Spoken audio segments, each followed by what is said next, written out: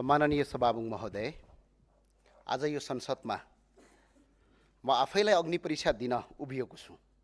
यो मेरो मात्र समस्या होइन, नेपालका धेरै मान्छेको समस्या हो। नेपालका प्रथम प्रधानमन्त्री भीमसेन थापाले गलत र भ्रात्मक सूचनाका कारणले आफैले पीडादायी घाँटी रेटिएर सेरिएर आत्मदाह गरेको इतिहास नेपाली राजनीतिमा जीवित छ। आज त्यस्तै अवस्था म माथि आइपरेको छु। खाइ नपाई छालाको टोपी लाई भन्ने उखान चरितार्थ भएको छ। सम्माननीय सभामुख महोदय, आज म माथि गम्भीर किसिमका आरोपहरू लागेका छन्। रक्सी खाएर जे मन लाग्यो त्यही बोल्यो, अश्लील भिडियोहरू आए भन्ने आरोप लगाइएका छन्। सम्माननीय सभामुख महोदय, म सिङ्गो देशलाई साँची राखेर यो संसदको रोस्टममा उभिएर प्रतिनिधि सभाको एक सांसदका हैसियतले सम्माननीय सभामुख र सिङ्गो संसदसम्म अपिल गर्न चाहन्छु। यही संसदमा स्वास्थ्य विभाग छ, स्वास्थ्य कर्मी सहितको टोली छ र टोली राखियोस्। चिकित्सकको टोलीबाट मेरो शरीरको प्रत्येक अङ्ग जाँच गरियोस्, मेरो रगतदेखि छालासम्म परीक्षण गरियोस्। जन्मदेखि अहिलेसम्म मदिराको एक थपा मात्रै मेरो शरीरमा काहीँ प्रयोग भएको र कतै देखियो भने म सांसद पदबाट राजीनामा दिन तयार भएर बस्छु।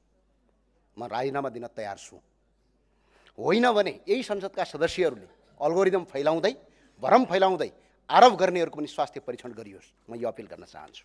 र अर्को विषयवस्तु, सम्माननीय सभामुख महोदय, सामाजिक सञ्जालमा कतै भेटिएको कुनै अमुक अर्कै व्यक्तिको अश्लील भिडियो, यौन अश्लील भिडियो ल्याएर यो ज्ञानेन्द्र साई हो भन्दै प्रचार गर्नेहरू सम्बन्धीको कुरा हो। म यस संसदको रोस्टोमा उभिएर भन्न चाहन्छु, सम्माननीय सभामुख महोदय, म तपाईँको संसदको सदस्य हो। संसदको गरिमा र मर्यादा कायम राख्नु मेरो कर्तव्य हो। तपाईँ मेरो अभिभावक हुनुहुन्छ, म तपाईँको सदस्य हुँ। उक्त भिडियो यदि मेरो हो भने जाँच गरियोस्, म राजनीतिक जीवनबाट सन्यास लिन्छु। यदि त्यो भिडियो मेरो होइन, गलत सूचना गरियो भने प्रहरीले कारवाही किन गरेका छैन, सरकारले त्यस्ता व्यक्तिलाई कारवाही किन गरेको छैन, यसको जवाब माग्छु। किनभने प्रहरीलाई हामीले निवेदन दिइसकेका छौँ। सम्माननीय सभामुख महोदय, तपाईँ हाम्रो अभिभावक हुनुहुन्छ। यसै गरी हुँदै नभएको अमुक व्यक्तिको अश्लील यौन भिडियो ल्याएर तपाईँको भन्दै भिडियो सामाजिक सञ्जालमा प्रचार गरियो भने सोच्नुहोस्, तपाईँको श्रीमतीले तपाईँलाई कसरी हेर्नुहुन्छ? तपाईँका छोरीहरूले तपाईँको आँखामा हेर्न सक्नुहुन्छ कि सक्नुहुन्न? यदि तपाईँका दिदीबहिनीहरू तपाईँहरूको माइती आउन सक्छन् कि सक्दैनन्? तपाईँका छरछिमेकले तपाईँलाई कसरी हेर्छन्? तपाईँका आफन्तहरू कुनै आफ्नो कार्यालय वा अफिस जाँदाखेरि कस्तो पीडा भोग्छन्? आज त्यही पीडा मैले भोगिरहेको छु। त्यसैले त्यो भ्रम फैलाउनेलाई कारवाही गरियोस्। प्रहरी सत्ताको मात्रैकै हो कि यो देशको, यो जवाफ म गृहमन्त्रीसँग माग्न चाहन्छु। किनभने मैले पटक पटक जाँदासम्म अहिलेसम्म कारवाही गरिएको छैन।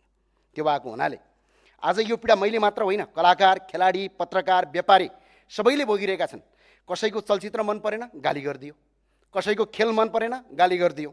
कसैको चरित्र हत्या गरिदियो। कोही पत्रकारको प्रश्नको उत्तर मन परेन, प्रश्न सोधेको मन परेन, त्यसलाई तपाईँको उसको चरित्र हत्या गरिदियो। यसको अल्गोरिदमको खेती सत्ता पक्षबाटै भएका प्रमाणहरू यदि चाहियो भने म पेश गर्न तयार छु। सम्माननीय सभामुख, त्यो भएको हुनाले म माथि यस्ता आक्रमण किन भए? जम्मा मेरा कर्णालीका 2 जना दलित परिवारका मानिसहरू मर्दा समयमा उपचार किन भएन, उद्धार किन भएन, भिरमा अड्किएकी 1 जना दलित तथा गरिब बहिनीको उद्धार किन गरिएन भन्ने यी प्रश्न सरकारलाई सोद्धा यसको उत्तर दिनुको सट्टा प्रश्न उठाउने व्यक्तिको चरित्र हत्या गरेर उसले उठाएको प्रश्न नै गलत हो भन्ने भाष्य निर्माण गर्न म माथि साइबर बुलिङ गरियो र भ्रम फैलाइयो। सम्माननीय सभामुख महोदय, म कर्णालीबाट निर्वाचित नेपालको सार्वभौम सांसद हुँ। मेरो कर्णालीका मानिस मर्दा, कर्णालीका जनताले पीडा भोग्दा यो मेरो सरकार हो कि तेरो सरकार हो भनेर म हेर्दिनँ। म कर्णालीका पीडित जनताको आवाज उठाउँछु भनेर यहाँ त्यहाँका जनताबाट निर्वाचित भएर आएको हुँ। बरु मेरो ज्यान जाओस्, मेरो राजनीतिक जीवन समाप्त होस्, तर कर्णालीका जनताको पीडा म संसदमा उठाउँछु, छाती खोलेर उठाउँछु, चौडाका साथ उठाउँछु। सरकार कसको त्यसमा मलाई नदिनु छ, नदिनुहोस्। सम्माननीय सभामुख, तपाईँलाई लाग्छ होला ज्ञानेन्द्र साईले मिठो बोलिदियोस्, माफ गर्नुहोस्, म सक्दिनँ।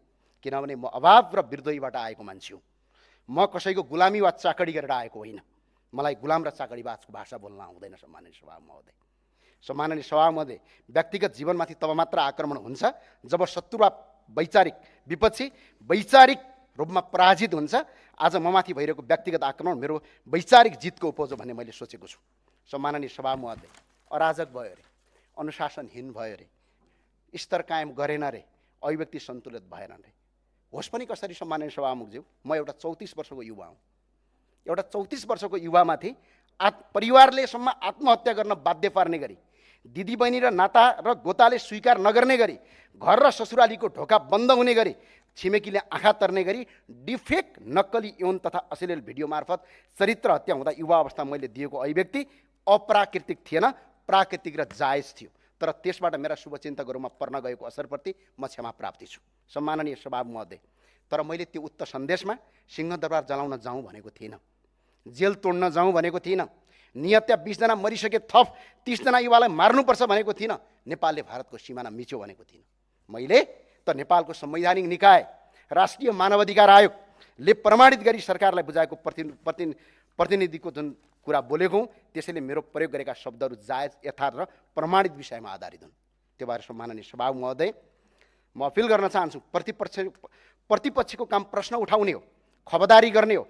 यतिसम्म संवैधानिक ज्ञान हामी सबैले हुनुपर्छ।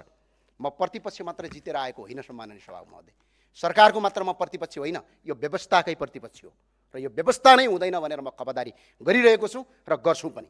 प्रश्न, प्रतिपक्ष बिनाको सरकार नुन बिनाको तरकारी जस्तै हुन्छ। गन्तव्यमा हिँडेको गाडी, सरकारको गाडीमा ब्रेक भएन भने गाडी दुर्घटना पर्छ। त्यसैले हामीले सरकारको ब्रेकको काम गरिरहेका छौँ। सरकार सही मार्गमा अगाडि बढोस् भनेर हामी सचेत गराउँदै खबरदारी गरिरहेका छौँ।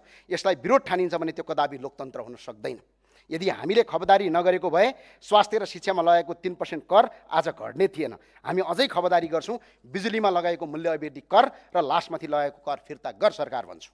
प्रतिपक्ष बिनाको सरकार कस्तो हुन्छ भनेर यदि हेर्न मन छ भने युक्रेनको सरकार हेरे हुन्छ। युक्रेनका राष्ट्रपति जेलेन्स्की पनि जनताबाट निर्वाचित भएर आएका हुन्। जर्मनीका तानाशाह हिटलर पनि जनताबाट निर्वाचित भएर आएका हुन्। जब युक्रेन र जर्मनीमा प्रतिपक्षलाई समाप्त पारियो तब तानाशाहीको उदय भयो। लाखौँ मानिसले ज्यान गुमाउनु पर्यो, राष्ट्र सङ्कटमा पर्यो, देशको नामो निशानसम्म मेटिने अवस्था आयो। आज हामी जस्ता प्रतिपक्ष युक्रेनमा नहुँदा 5 देखि 6 लाख मानिसले अकालमा ज्यान गुमाउनु परेको छ। हुँदाखाँदाको युक्रेन ध्वस्त भएको छ। मलाई डर छ सम्माननीय सभामुख महोदय। प्रतिपक्षले उठाएका प्रश्नको जवाब दिन नसक्ने सरकार व्यक्तिगत चरित्र हत्या गरेर प्रतिपक्षलाई समाप्त पार्ने खेलमा लाग्दा कतै यो देश नै समाप्त हुन्छ कि भन्ने ठुलो चिन्ता मेरो मनमा खट्किएको छ। बाहिर जनताको भावना बोके जस्तो गरेर, जनतालाई भ्रममा पार्दै र आँखामा छारो हाल्दै कतै चीनबाट लखेटिएका शाही नेपाली सेनासँग खम्पा विरुद्धमा पराजित भएर धपाइएका, बाहिरबाट हेर्दा नेपाली जस्ता देखिने तर नेपालीको आवरण ओढेका टिओबी समूहहरूसँग साँठगाँठ गरी नेपालमा तिनका गतिविधि सक्रिय गराएर उत्तरी छिमेकी चीनसँगको पञ्चशीलता सिद्धान्तमा आधारित परराष्ट्र तथा कूटनीतिक सम्बन्ध बिगार्दै देशलाई युक्रेन बनाउँछन् कि भन्ने खतरा मैले महसुस गरिरहेको छु सम्माननीय सभामुख महोदय।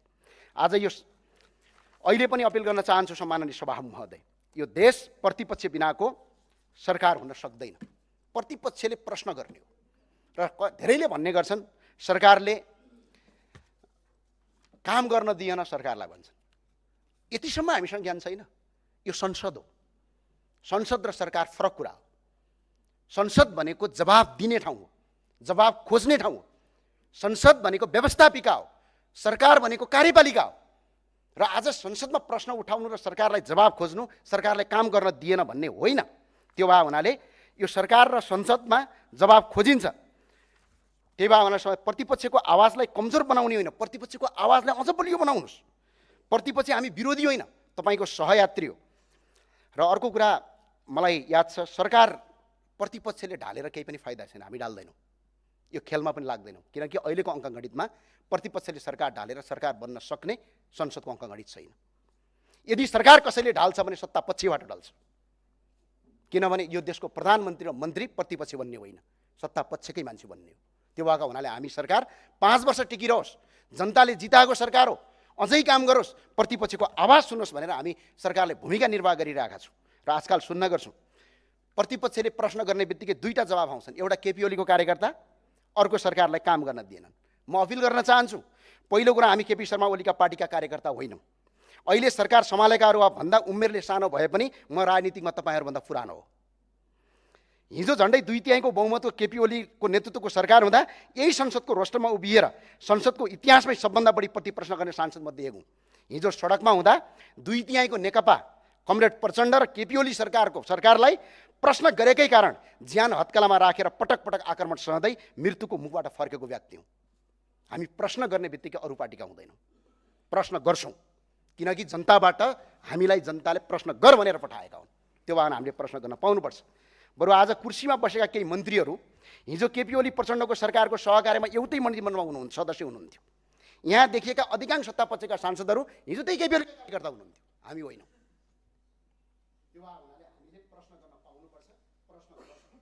त्यो भएर सम्माननीय सभामुख महोदयज्यू, संसदमा प्रतिपक्षलाई कमजोर होइन, प्रतिपक्षलाई बलियो बनाउनुहोस्। लोकतन्त्र तब मात्र बलियो हुन्छ जब प्रतिपक्षको आवाज सुनिन्छ। प्रतिपक्षले प्रश्न गर्ने बित्तिकै सरकारको विरोध गरेको